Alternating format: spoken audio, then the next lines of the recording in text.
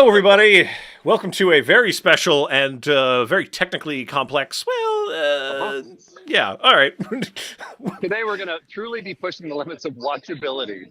Yeah, as we do every week. I'm Evan Abrams, joined as usual by Kyle Hamrick. Here, joining us live from the floor in fabulous Las Vegas, Nevada, at the National Association of Broadcasters (NAB). Kyle, what's Correct. going on, man? Yeah. So I'm live here from the floor of NAB, and I'm at the Adobe booth. I'm in Adobe land right now. Look at all this. There's all kind of, well, there's other people too, but there's Yeah. all these fabulous booths here, and people watching the Adobe team themselves demo new features and answer questions and stuff like that. And that's part of the reason why why I wanted to do the show from here today. Is like we've got the Premiere team and the After Effects team and the Substance team all literally like 15 feet from me. And That's so if people that are watching today have questions that they want to ask one of those people, we'll facilitate that. Yeah. Well, I'll read it to Kyle. He'll relay it to the person. They'll tell Kyle, and he'll tell it back to me. It'll be Yeah, a our audio setup is not quite as complex as we were hoping was going to work out. So there might be a little bit of a translation, bucket brigade going on, yeah. but we'll get there. It's going to be perfectly good. We're going to telephone game it over the telephone. Hello, everybody in the chat. Hello, Keys. Hey there, clever Devlin and a who holding it down. All those who have hats, put them on your heads.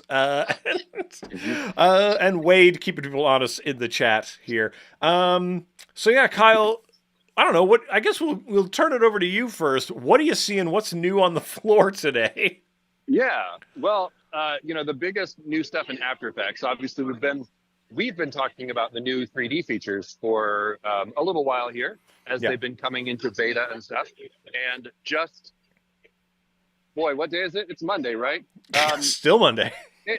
Maybe 2 days ago now, they dropped some brand new stuff into beta that helped make those 3D features even more usable because we finally got shadow catchers. Yeah, yeah. So on Friday, I think it was Friday. It's hard to tell days, but It is. shadow catchers 3D depth information is the other Yes. thing that has been unlocked. So a lot of the 3D effects that you might be familiar with can now interpolate what those models are depth wise to the camera. And we'll talk about a lot of those things and see how they happen. And and who says, unpopular question, why are we talking about 3D when there's so many painful 2D issues? Yeah. Well, because on today's show, we're interested in the new shiny things. We can't solve any problems today. But if you do have problems, that's a great segue. You should use the form that is in the description. You should message Kyle and I problems, and we will attempt to solve them. Anything that is let's bothering you. let's clarify. We can solve your After Effects Oh, and sure. similar problems. We probably can't solve those broader world problems. But you know what? A thing I like to talk about sometimes is us creative folks can use these skills that we have to help call attention to things that we feel are important. Yeah. So you can help package up a nonprofit or even just a message and make it look prettier and more shareable and more interesting. And that's a good way that you can use your creative skills for good. So if there are things that you feel strongly about, do that. Kyle, I feel you've been sitting in a few keynote presentations recently. It's really rubbing off. I mean, look, this is a thing that I try to tell people a lot. I try to do myself. I feel a lot better using my skills to raise money for whatever good cause versus selling more sort of widgets, right? That's true. This So, is wise. yeah, And who says, bless you, Kyle. So there you go. Kyle, be blessed. So I will. I without shall. Thank further you. ado, we're going to turn over to Evan's screen for a bit so that we Okay. can show people what the heck I'm talking about here. Hmm. When we talk about 3D models, here's the model of a van. This is nothing new, right? It's way to go, Evan. It's a van. The thing that is new is that we can move around, we can move the model around, and the model itself can animate. Kaboink! So we get all of the doors and stuff opening up. This is great for if you have products. If it's a particularly complex product, you can explode it in 3D, and then We take that into here, and it's going to respond to pretty much everything around. So we're in draft 3D now. I'm going to kick it out of draft mode, and you'll be able to see internal shadows inside the model. We see shadows outside. We see the shadows intersecting with the other things here. We'll just drag this into the shadow of the van, and you can kind of see how everything is getting stuff casting upon it. And here we go. Accept those shadows. Accept them. I command you to accept these shadows. You can see how they are covering up each other. So there we go. It's one of those fun things that's going to bring a lot more realism to what we're doing when we work with these things. Again, this is all in the beta. So if you have not enjoyed this stuff, then make sure that you download the beta. You get in there, you get all those latest and greatest of things. I'm trying to think what. And crucially, you can help influence the direction of those features because they're in beta specifically so that people can test them out and make sure that they work well before they get into the full release version. So if there are kinks in it, you can help make sure that those aren't going to affect you. Or if there are things that you want it to do that it doesn't currently do, you can give that feedback and help the team know what to prioritize, right? Yeah, and it can get a little bit wacky, right? Because like if certain systems aren't very popular in the beta, it's not going to get really optimized for those particular sets of bugaboos. I'm trying to think I'm going to just turn on draft 3D here so we can enjoy the maximum speed, which is we'll say it's almost, I want to say it's almost real time the way we can scrub this thing. Because like my bar isn't even green, Kyle. You'd have to really look in on your phone to see that. But like we've got some words that are stuck inside the model, right? The doors are open. And I want to talk a bit about, so animation is the new thing, right? These things animate. They move, they groove, they do stuff. And it works just like footage. So let's say I've got my GLB from Sketchfab, this beautiful van. I'm just going to drag that into a new composition. So there we go. We've got a van in the composition. And by default, if you bring in your GLB, it's not going to do stuff yet. You got to twirl down. You have to give it a name. That's how you harness its power. Yeah. This is the way when you name things, you harness their power. Now the weird thing is some things get a little bit wacky in here. Animation options, name. So something has fallen off sort of today on the kind of naming convention on this one, right? Which is a little bit odd. Let's go to previous van. Is this one? There it is. So, it is the switches and modes. Yeah, I was about to suggest that. It's a switch. I was like, that's a mode, right? No, it's not. That's not what that is. So here, by default, it says none, which is now. I've been trying to. Full disclosure, Evan's been trying to make some GLBs to bring in here for a while, and I've been falling on my face. So. One of the things that's really interesting is braver than I. Yeah, well, I got a lot of time on my hands around here, Kyle. What with not traveling, I have a lot of time to indulge my various other activities. So when it's set to none, right, that's your static sort of thing. But it's not necessarily like the question is like, what frame am I looking at, right? If this thing was animated, what is this? So this is sort of the thing at rest, and you'd have to say what that is when you export the GLB. When you click it over to, in this case, Cinema 4D _ that's telling me this was sent out of Cinema 4D exactly the same way I was doing it. And this is the main take. So if you're familiar with Cinema 4D, the take system in there is the way you can organize and shift different things, only having some of them change. We kick it into this. And here's a really important thing. It says 3 seconds on it. It's telling you the time. And that is because this behaves the same way that footage behaves. So what does that mean? Hold on. We'll just go. It means that you're not going to get any chunkiness if you time remap it to be longer than that duration is. It's exactly the same as time remapping an After Effects composition. It'll be smooth. Yeah, so here we see the doors open. It's labeled at 3 seconds, but the actual animation kind of resolves by like 1 second. So I'll just put a little keyframe there, and I'm going to stretch these apart. And you can see that in between is totally smooth interpolation between those points, Hmm. which I'm not going to lie, is pretty wackadoo when you Yeah. kind of think about it. Especially because And if it I can does. translate wackadoo, you might mean that to say good. Yeah, exactly. Like it, and I think it's really like the speed of the thing that kind of Mhm. blows my mind with this is that it doesn't have to re-render a lot of stuff. It's barely even Mhm. caching things. It's all smooth and good in between. So I'll say this: if anyone has any quandaries, any questions about this 3D model stuff, let me know, and we'll dive into those. But I want to show kind I'm of. literally standing at one of the demo stations right here. Oh, wonderful! Fantastic. So yeah, there's some much more I want to say robust demos of that are going on. I don't know what do you see them showing off about it out there on the floor? Yeah, well, they specifically have this watch model. It's not up on this one right now, but I bet if I go around the corner, it might be. They let me see what this station has. Yep, it has exactly that. So they're actually demoing that for a group of people right now. If I give you my flip around camera here, it's going to take a couple taps before it gives me the control. As Here we Kyle go. paws at the screen. Sorry. This is live TV, folks. So I don't know how well you can see. I could probably try to get closer to that other one.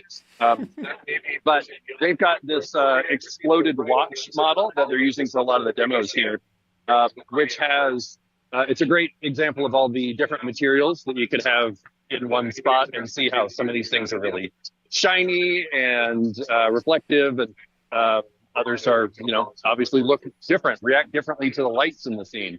But this, they have this little sort of explode animation that's pretty common in more technical types of things where you have a model that you want to kind of explode out all the pieces so that people can really see the innards of it, right?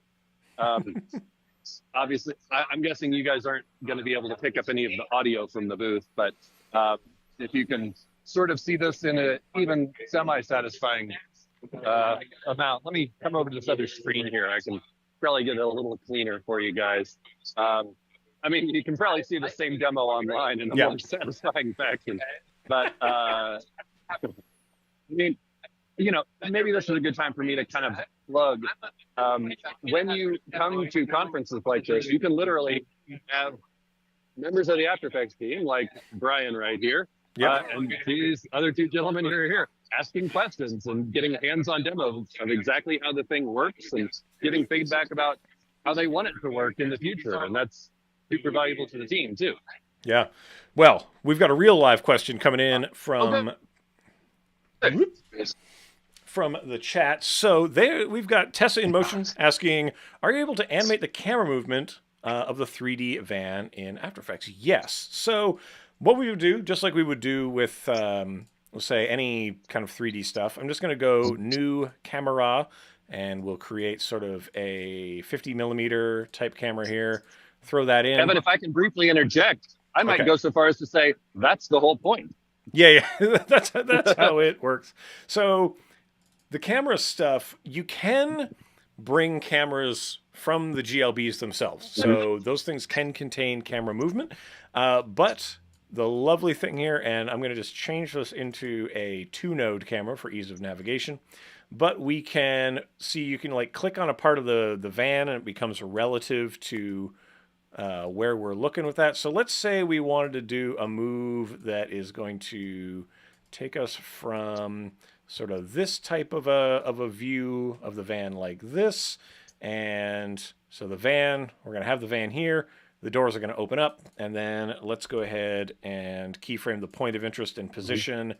And then we'll just scrub ahead and let's try to orbit. Let's try to like orbit around to, say, the other side of the van, maybe like this. And then we'll just pan. I don't know why we would come under the van like that. Maybe we want to see if there's a bomb. We need to see the underbelly. Yeah. Show We need its to vulnerabilities. look Yeah. at the seedy underbelly of this van. But maybe we switch into the driver's side like this. And you see we got the interpolation going in between, which is pretty good. But I'm going to recommend, if you're going to use 2-node cameras in this way, we really want to kick it into like a two view here, and Hmm. you can Yeah. see how we just have this kind of nasty straight line going between them. Let's just go ahead and grab our convert vertex and give this a little bend out like this. So we are gonna like sweep around the vehicle like that in a more sort of normal sort of way. And I'm just gonna keyframe the movement of where we're looking, kind of like that. Um, Hey, just I'll so do the you sound effects here. All right. okay, yeah, sorry, yeah, you do the sound effects, so I'm not screeching them into your ear like a weirdo. So doing this type of movement, and just to bring up like some of the fun stuff, like if you find moving a camera like this to be annoying or weird or bad, then what I would recommend is instead of using a two node camera, just use a one node camera. And one node cameras are going to behave, just the way cameras do in your hands, right? You position them and you rotate them. So looking left, right, up, down, all that good stuff. But if you take a new null, make it three dimensional, and parent the camera to the null, then, and we're going to switch us back into the singular view here. It can get a little bit easier to orbit Yeah. around this type of a thing, and it kind of just makes a little bit more sense given sometimes the way we think about moving Right. things. It's a Um, little more like the other 3D objects you're moving around, and it's a little less like a weird thing that almost moves the same way but not quite. yeah, and I think really critically, like orbiting around a null is something we can really only do in a three-dimensional context. In reality, we cannot do this, but it is the way that we tend to use our eyes. Like if I wanted to look at Kyle, I just look at him and then I move my body around and my head stays looking at Kyle, right? He's the pivot point of the thing. So anyway, just a little The tip. pivot point of all things, Evan. Yeah, of most things. I'm Yeah. gonna go back into the that van comp that I did previously, and we're just gonna go ahead and let's kick it. I'm gonna kick that draft 3D off. Anda is asking, where's the light coming from? Where is the light coming from?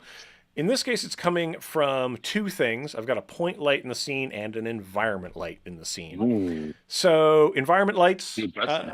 Yeah, Kyle, maybe you can speak to what is environment light while we've got you. Yeah. Well, environment light. You know what? I'm standing next to this giant screen showcasing all kinds of like neat stuff, and Okay. I am I'm getting an environment light right now from the screen behind me. In addition Right. to that, in After Effects and in a lot of 3D software, you can use images to light your scene or your specific objects. Typically, these are going to be things that were captured in, maybe like with a 360 view, so that like right now, if I was a 3D object, I could take an image of all of this as one thing and treat that as one big wraparound image that would then dictate how the 3D object, am being lit. Because I've got a bright light over there, I've got the screen over here, there's spotlights on the ceiling all over the place.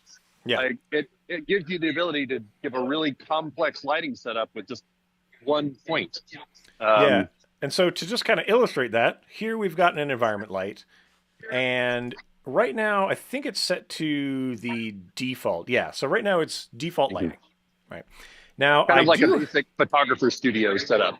Yeah, and I do have this .exr of a beautiful field, right? This is a 360-degree spherical, or sorry, it's an equirectangular projection of that field. Yeah. See how warpy and weird it gets at the bottom of the grass. So this can then be wrapped around a sphere. So I'm going to just go ahead and say environment light. Let's use autumn field 4K.exr. And we're going to see that the lighting situation has changed pretty considerably here on the van. So it's a lot more severe because there's a much lower angle of the sun. I can, in the transform zone here, I can rotate the sun around at my leisure. I'm in total control of the universe here if I want to be. And one thing you'll notice about EXR lights or just environmental lights in general, depending on what it is, that's what you get. So you can see like the blues of the sky are being reflected off of this, and the yellowness of the sun is coming in over here. And the intensity is kind of way down because that's how it was in the field. So I might need to jack this up to say 200%. And okay, now it's really getting blown out. That was an oopsie by me. But this is currently, I think this is the only way that you can get shadows to project off of things. In the advanced or in the in this advanced 3D render, environment lights are the only things that can cast shadows. Yeah. Currently. Yes. But they're not the only thing that can cast light. So I'm just going to undo a little bit, get back to my kind of default setting here. So notice that the trunk zone is totally in shadow, right? And I want to put some 3D text in there. So I've used a point light to just shine a little bit of extra light into the back of the van. So you can mix and match and play with these and make all kinds of interesting stuff. I did want to talk a little bit about how shadows work, which would be probably helpful. In our renderer options, you're going to see some wackadoo stuff. Let's see if I can crash this bad boy. but in here, we've got our render quality. Mine's all the way down at 10, very low. So this is just to that point, start low. Yeah. This gets processor intensive and GPU intensive really quickly. So you want to start low and just creep it up until you're happy with it. There's no reason to go overboard. Yeah. Like it can be, like if this goes all the way up. And the other thing that I've found is like this rarely has to get very high. It's the other thing. You'll be surprised how low you can stay and have it look really solid. Yeah, I don't know what the upper 80% of this band is going to do for me. But a lot of the quality you're going to notice is going to come up with the shadows. So the shadows, I'm told, are voxel based. So I don't know, Kyle, you tell the good people what a voxel is. Well, a voxel is basically a cube. So if you sort of think of a bunch of little cubes being the potential shadows that this thing might cast. That's kind of how it's calculating. And so I'm making this up a little bit here, but that slider is probably telling you how, like, the resolution of of that cube of cubes, like how many of them there are to determine what your shadowing stuff is. Yeah. So like it's going to look. Yeah, we've got the two settings, right? So let's go back to the screen here. Oh, no, that's my face. There we go. So the resolution, right? No one wants your face. Yeah, no, they don't want that. The people do not want this. So we've got like the half res, the full, and then the double. And as you know, half of 16 is 2, and double 16 is 128. That's how that works. Yep, sounds right. But it's basically the number of cubes going on. The smoothness... how nice and blended those cubes get. So if the smoothness is way down, it's going to be very pixelated and grainy shadows. But the really important part here is the casting box. So you need to encapsulate your scene into the box. And it'll show up as kind of like a pink box around stuff. And just remember that what is inside the box is what will cast the shadows. The light can be outside of the box. The shadow catcher can be outside of the box. It's just what is going to interfere with light transmission that is real in the box. Yeah, so. I think that's a crucial point to repeat here is that shadow box that you're drawing, that's what you want to cast shadows. Things can be outside of that box and catch them, but it's what casts them. So Another big performance thing is you want to make sure that box is not bigger than it needs to be. Yeah. keep the box a normal size. And the other thing is the shadow must fall on something. So I've got what I've just called the shadow floor. So I'll just kind of toggle that off, and you can see there is just a big old solid down there to absorb some shadows. So just have a little look-see in here. You can choose per object that gets shadows what color shadow are, and I love that. This can be used that's a good Adobe red. I nailed it. It's one of these really interesting like stylizing type of things that all right, here let's nerd out about light for a little bit. If if certain wavelengths are being blocked, it's the inverse of them that are going to be in the shadow, right? So that's why very yellow lights cause very blue shadows. Okay. So to increase kind of the realism of things, you sort of want to be sampling your shadows out of what exists, right? Yeah. And part of that, like, this is a very blue scene. So if I use a very dark blue, it's going to look a little bit better than if I did just a totally black in there. Yeah, like if you're throwing the good old 2D drop shadow effect on a piece of type or something, right? Mm-hmm. When you use the default black drop shadow, it kind of looks not good most of the time, right? But if you eyedropper a dark color from your scene Ooh. and play with the opacity, it's going to look much more natural. It's the exact same concept here. Hmm. Yeah. Oh, Keys is saying the render quality is logarithmic. Interesting. That's Yep. yeah. I guess like this or cubic. Maybe it's cubic. I don't know. But How about it. how about their logs of cubes? Sure. I'm just Yeah. making it up to be clever, but Get your Lincoln logs out, and yeah. I like the idea that like Minecraft is voxel based, but Lincoln Minecraft is cylindrical based. All right.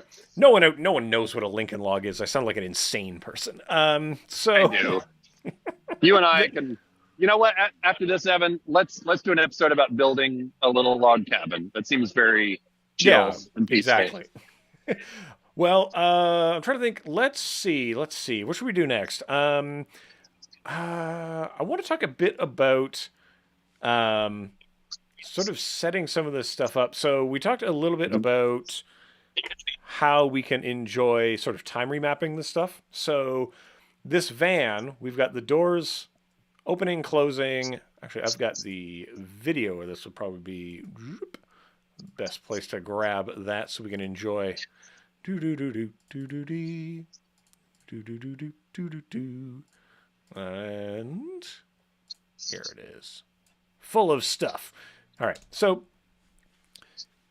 one of the things that was sort of very useful about being able to manipulate the animation is we only have the animation of the doors opening, right? Uh-huh. But we only need the animation of them opening because we'll just run it in reverse for it to close and drive away, right? Mm-hmm. There's no need to animate both because we can just time remap. It goes one way. Oh yeah, we'll just kick it into draft here. It goes one way, they open, and then we time reverse those, and then it closes. And you can even play with the easing and stuff on those time remap keyframes if you really want to make them look significantly different. So like here when the doors kind of close up, they're just kind of easing closed. Well, if we want them to really slam closed, we can like that.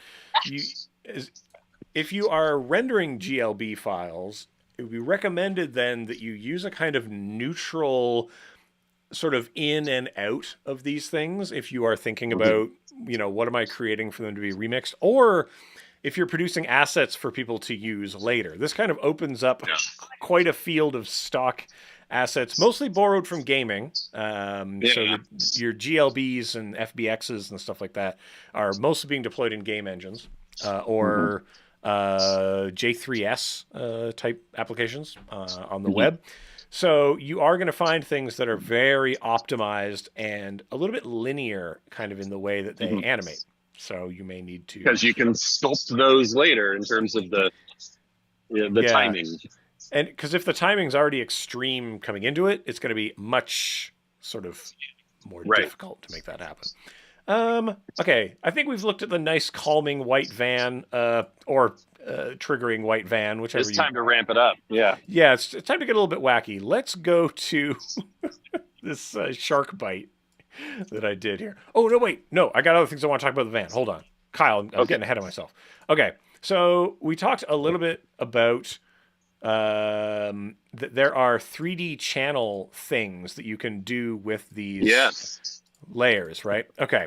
Brand new. You've had access to those with the other 3D engines, but that was not enabled for this new advanced engine until just a few days ago. Yeah. So if you've not dipped into the 3D channel zone, we've got 3D channel extract, cryptomat, depth mat, depth of field, extractor. A lot of so extractor is for dealing with EXRs specifically and getting data out of those. Kyle, who's with you? Passerby. Oh, okay. I mean, everyone's here with me. That's There's a lot true. of people very interested in the AI Premiere demo right over there. So, Oh yes, big news today. yeah. So what does this mean? Well, it means that any comp that is full of 3D stuff, you can extract the information from it. Mhm. So I'm going to put on the depth of field effect.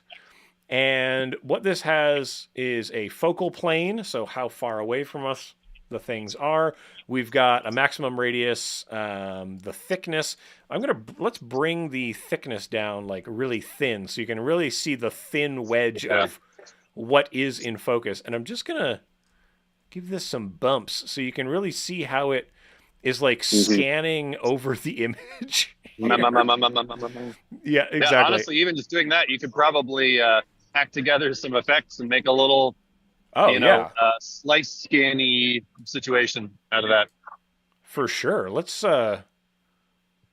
kick on something else here. So this is the depth mat effect, right? If there is depth information, then what can that pull? Let's see how this... Hold on, it's already kicked out our background. One of the things that I find really challenging with this is actually finding how deep things are from us. So for example, let's go back to the depth of field. So this is considered to be 3,000 pixels away from where we're at. As we scrub through, let's go to a different point in time. Thinking, pondering. Let's go to, I think, a time where I should probably turn. Yeah. So because the camera has moved, the things are now a different depth away from us. So we kind of have to all right, we've got to kind of re-find sort of where that is. And it can be, we saw a little blip, burp, then it goes through. There is the narrow strip that makes up this thing. So here, let's make that focal plane more kind of realistically larger. And I think there are some kind of expression solutions you can use to like measure the distance between, the anchor point of that 3D model and the camera and such. But a lot of times it's easier to just kind of find it like you're doing. Yeah, and so if you were hanging out on stream before this, I think Howard was on here. Was it? Who was on before us? Don't ask me. That's true. You weren't watching, or maybe it was Ryan. No idea. Anyway, whoever was on before was talking about. It was Ryan, I think. Yes, it was Ryan. Okay, so they were talking about doing like toy camera looks, right? Which involves some depth of field. If you want that depth, we can extract it now from this 3D stuff. Yeah. The other thing that we can do is, why don't I just if we pull out 3D channel extractor and put that on, we can actually pull the Z depth of this object. Right. Yeah. Okay. Thank you, Wade. Ryan was the one who was on. Yes. Good. So in this case, we can remap how close and far things are to us onto black and white information. Now, what would you do with that? You're probably asking. Colorama. Yeah, that's one thing you can do. The other thing that is really interesting about it is if you say like, okay, I want something to be behind objects that are at a certain depth to me. Yeah.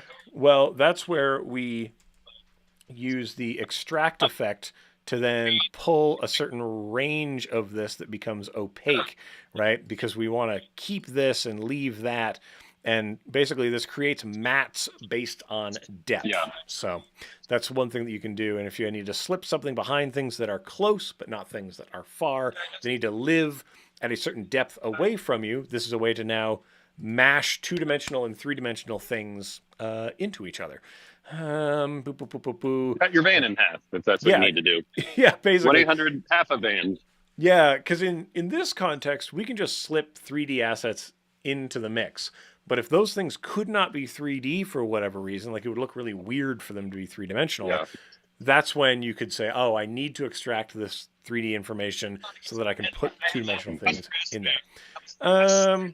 Okay, so ends my discussion of vans. Let's talk about sharks. Famous last words. Yeah. I'm really hoping that you have a demo at the end that I haven't seen where you put the shark into the van, or vice versa. That sounds much better. We'll see how much time we have left at the end. No, that's cruel and unusual. I would never do that to a majestic shark. Never, never, never. But Never here let we it have, eat a van. I think that seems pretty awesome. Jaws yeah, would dream of such things. yeah. Oh, and has anyone had issues with Cryptomat on a Mac? Oh, I don't know if I have had any troubles with Cryptomats on Mac. I have trouble with Cryptomats generally. I don't know if I can blame my Mac for those problems. However, let's talk about sharks. Like a great white shark on Shark Week. Here we have a shark. Nature's perfect killing machine. Yeah, exactly. And here it is, just eating this word bite, right? So this is making use of those excellent, we'll say, animations of shark. So let me just grab our shark. So we're going to grab this shark scene. I'll put that into a new comp, and hopefully we can enjoy the various swimming animations that come with this. So here's a shark. These are all the things that it can do. Wow. So we've got bite number one. We've got a different form of swimming if we're interested in that. The other thing I'll say is that some animations simply do not kind of like fit particularly well. So, Yeah. they assume a kind of movement or translation of the shark that would be happening. Right. So if I say shark swim A1, right, the shark is swimming in place. If you wanted the shark to go somewhere, you have to then animate it sort of moving on its axes in some way. So let's just shrink it down, move it over like this. I've got After Effects team members photobombing right here. Oh, There's wonderful. a whole gaggle of them. Hold on, let's go to Kyle's situation. We're getting a big screen here. Look at Yeah, this. Kyle, tell us who the people are. This is so hard to like think backwards and stuff. I don't know how well any of this can hear on this. I think it's mostly just me talking, but we Yes. have John and Seb and Zach, and then Jessica's over here behind me talking to somebody right now. Sorry for my weird backwards camera work. It's very awkward. I should have just flipped the camera around, but Yeah. these are some of the fine folks that help make After Effects work for you and do the things that you want it to do if you tell them. That is the crucial component there. Please tell us, says John. Yeah. And please do it in a nice way. They're human beings, right? It's more likely to happen, honestly. It's more likely to happen, Share yes. it. The fewer curse words, it makes it better. He says the fewer curse words, the better. Yeah. It's I don't know. There is the Adobe User Voice Forum. We got Very useful. Victoria popped in here too. Sorry to interrupt. Victoria is one of the very important people on After Effects. I'll just say the most important person, just to embarrass her. She does. Look at this. Oh, and she's a fan. See, There we go. I bribed her. Yep. Oh, awesome, man. That's great. Oh, wacky things happening out there. No cuss words is correct. Good people of the chat. All right, so Back to your shark, Evan. yeah, back to this shark situation. So Yeah. as you can see, the shark is like waggling around. So if you wanted it to look like it was doing something, you really need to just be animating the position. Now, it's obviously a bit of a cheat because fish don't intersect with the ground and stuff like that. So Said you know, you. true. Yes, sorry. Most fish that I'm aware of that do not intersect with the ground. So it's important to kind of figure out your speeds and stuff like that, and that way the feet are hitting the ground and that. But Wait, in this feet? case, yeah, the shark's feet are hitting the ground. I'm really enjoying these people reacting to my half of the conversations. Yeah. Getting wacky over here. In this case, the only thing I needed the shark to really interact with is the letters, right? The letters of bite are what we want. And you can see. I've already borked it up, Kyle. I've done some borking. Oh of no! the thing. Well, because you changed the animation, right? Well, so this is one of the things that's currently a little bit confusing in beta, is that this should still be on what is called Shark Bite 2, but sometimes it will just kind of fall off of sort of what it was doing. You see, it's no longer on the bite animation. So the other thing Interesting. that's pretty wacky to think about. So right now, two copies of the same model should be visible over top of each other, right? Because these are Mhm. two versions, but there Different aren't. layers. You can only Interesting. enjoy one of them at a time. I'll So talk to some of these people about that in a minute. yeah, I believe that is a limitation of just the way it's referencing and using the file. Let me ask, just to make sure you're not having sort of like a simple oopsie. Yeah, Is the animation that's on the lower copy of that long enough to still be visible right now? it would be. Yeah. So Okay. here, I'll turn. Let me turn off the top one. So if I turn off the top one, we see this. If we put on the top one, you see that it's changing, right? Because it's Yeah. at a different point. So there is also Interesting. like some caching stuff that's kind of going on Yeah. here. So like I say, this is beta stuff, right? And you will encounter some weirdness going on. The shark model, it happens to the shark model. Nothing weird has ever happened to the van, right? And I believe this is like a GLTF type of thing. Yeah, I can see that. Anyway, here's what I'm going to do. I'm going to purge my cache. Step one, always purge your cache. And we'll just blast that cache here.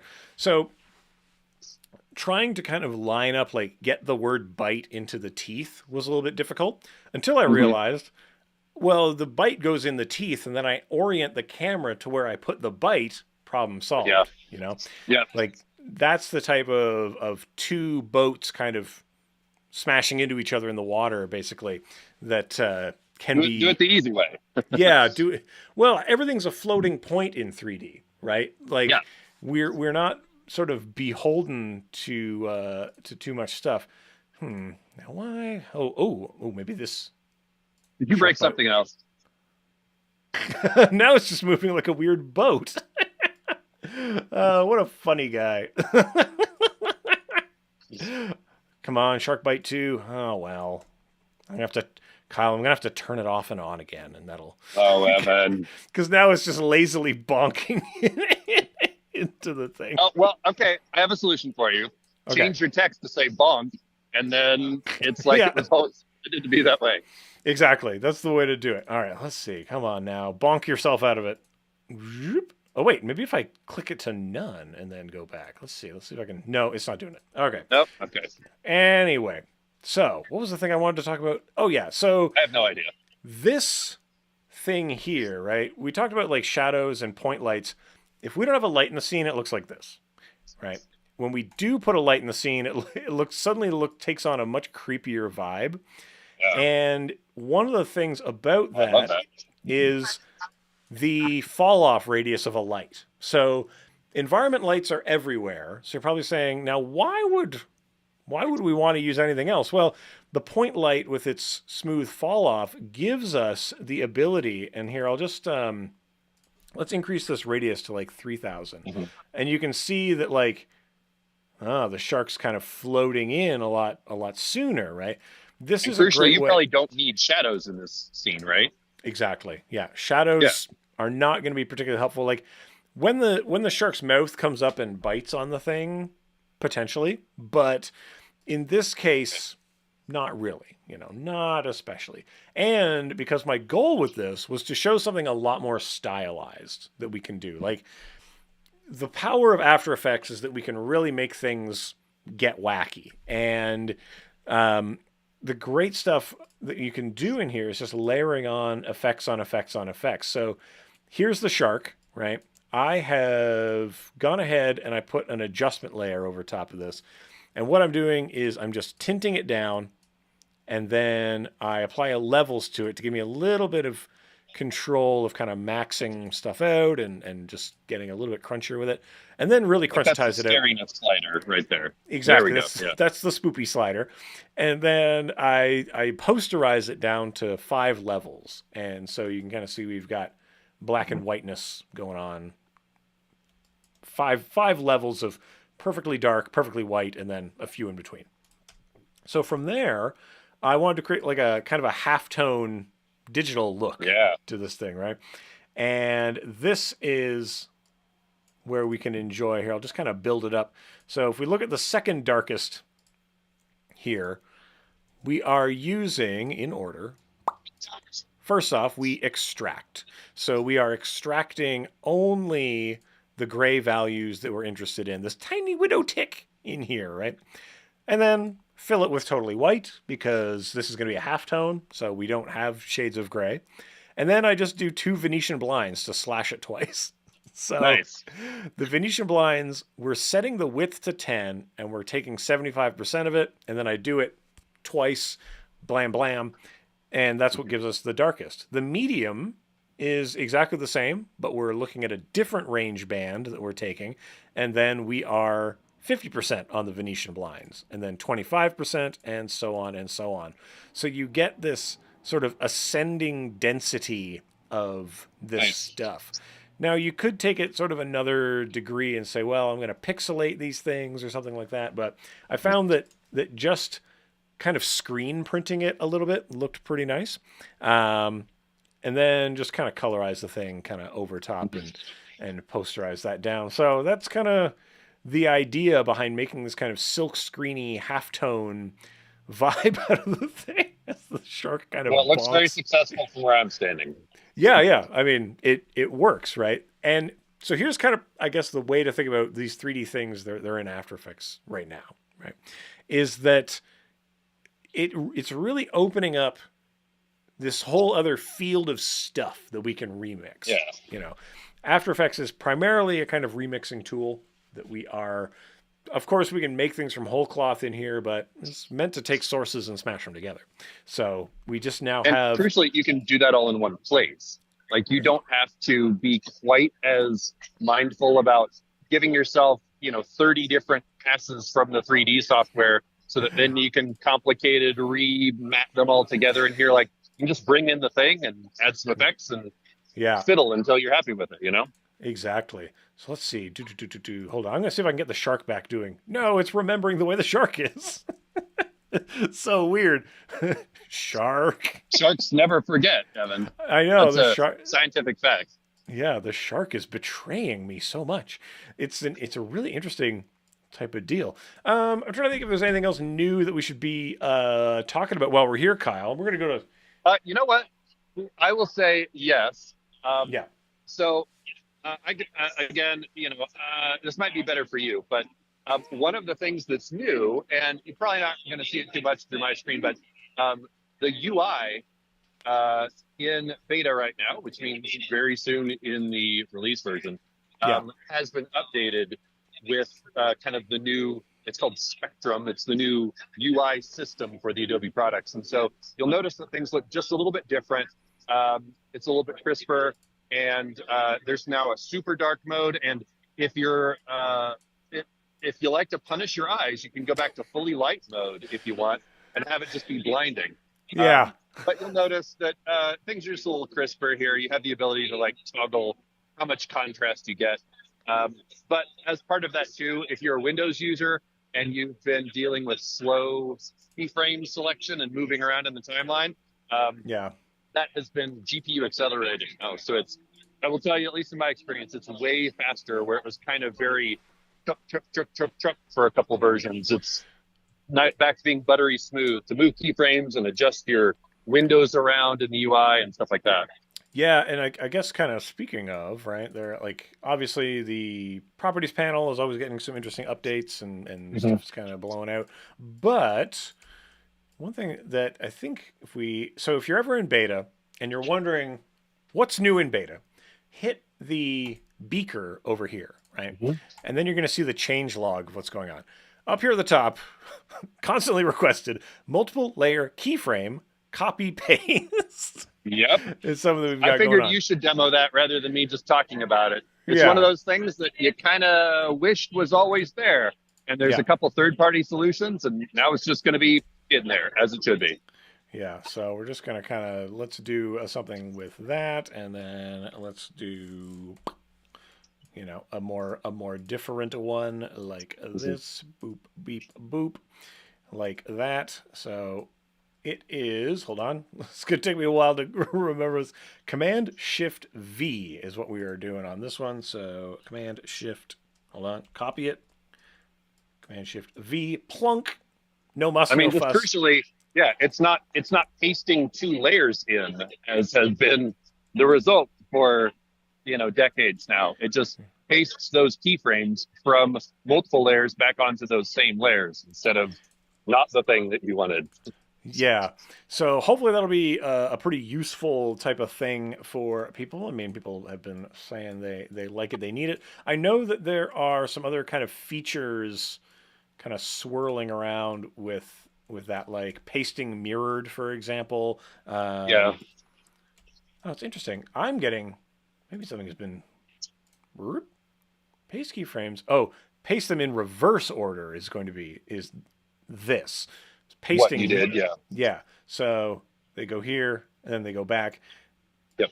Hey, paste them in reverse again. Oh, not that data, Evan. What you break? Yeah, I'm breaking everything. And then they go back and forward and back. So we've got, I guess it's two things, pasting in reverse and the pasting from multiple layers. It's about ding dang time that we've got it going. But, these are things that take a lot of stuff to do. Someone once explained to me like what's actually happening under the hood with some of the properties, and I was like, "Wow, that's an insane way for software to be organized sometimes." But Yeah, sometimes like things that seem very simple to a user, turns out they have to figure out how to undo a thing that was built 20 years ago that was never intended to work this way, and so it's not quite so simple to make that little tweak now. yeah, well, it's a lot of like what is covered, right? So like we interface with a certain level of the software, and that itself is interfacing with another level of it, which itself is interfacing with code. There's a reason that I don't develop software, just generally, because that's not how my brains work. But yeah, so enjoy those fun new features that are going on in the beta currently. The 3D stuff we talked about quite a lot. Let's see. There's some encoding stuff, but the UI stuff, and you might start to notice more and more of like stuff just showing up in the properties panel that wasn't there before. So I'm not going to say anything specific because I forget what's public knowledge right now. Yeah, but yeah, it's going to be adventurous. More and more things show up over there that apparently is very popular. People like it when when the things are going on in the properties panel. I do. As my kind of first pass on animating a lot of stuff. I still have a lot of muscle memory about getting into the timeline on things, but it is faster and better to crack this stuff open and then to access it, especially with shape layers, to get at the stuff over here. So hopefully those are good ideas. Text layers, honestly, I've pretty much stopped using the character and paragraph panels. Like, oh yeah, they don't really have anything the properties panel doesn't. No, and that's kind of just duplicating stuff. Yeah. Ideally, everything is kind of contextual. So, Kyle, that kind of brings us into sort of the end of the program, really. We've only got a few more minutes. My arms are tired. Yeah, you've been doing your delts exercises here. So we're going to go over to the two-shot here. Kyle, thanks for coming at us from the floor. I don't know. Is there anything that we should be telling people? I guess if you're in NAB, go find Kyle and get some stickers. We got lots of stickers, and come talk to the Adobe folks because they're all super nice people, and they trying to be telling you like they want you to come tell them what you like, what you don't, and they'll try to help fix it. I will also say if you have the opportunity to live broadcast from a crowded area, it's a very interesting social experiment. Watching people like notice that you're doing something and try to duck around, but they don't know which direction your camera's facing. It's been very amusing for me. Yeah. So it's a fun time being out there in the field. I don't know. Next time we'll think about getting a better microphone situation. But I don't know. A quick hello from Dacia behind. Hey. Oh my god. We're just wrapping up, but I wanted to get you saying hi real quick. Is that Evan Abrams? It sure is. Oh my god. This is Dacia, my favorite person. Missing y'all so much. On Hotline. I can't wait to talk to you guys. Hopefully. Yep. We'll figure this out soon, yeah. I just joined the 3D team, y'all, and I'm out of my element. Can you hear Dacia well enough? Yeah. Ish, kind of. All right. Good to see you.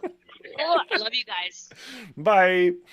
All right. And that's also our cue to say goodbye to you, the viewers, because we're going to get cut off for time. So we are back in a couple of weeks, I think, with more stuff. Kyle will be back home and hopefully have resolved his con crud, which always happens anytime you go to convention. We'll find out. Cross your fingers that his immune system keeps him alive. And yeah, we will. I mean, I think we're back next week too. So, but we don't really know what we're doing yet. Things are kind of up in the air. We're going to have a wacky time, and it's going to be good. Oh, yeah. What's the other thing that we say? Follow at Kylosaurus Rex on the internet. Follow at EC Abrams. Send us questions to Motion Design Hotline using the links, and we will see you all next time. Until then, be kind to each other, and we'll see you all around the internet. Bye for now. Thanks, everybody. Boop.